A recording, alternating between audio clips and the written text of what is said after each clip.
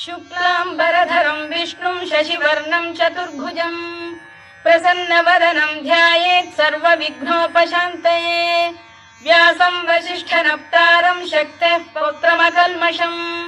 पराशरात्मजं वन्दे शुकतातं तपोनिधिं व्यासाय विष्णुरूपाय व्यासरूपाय विष्णवे नमो वै ब्रह्मनिधये वासिष्ठाय नमो नमः अविकाराय शुद्धाय नित्याय परमात्मने सदैकरूपरूपाय विष्णवे सर्वजिष्णवे यस्य स्मरणमात्रेण जन्म संसारबन्धनात्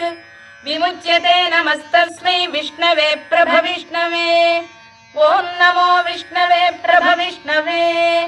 श्रीवैशम्पायन उवाच श्रुत्वा धर्मानशेषेण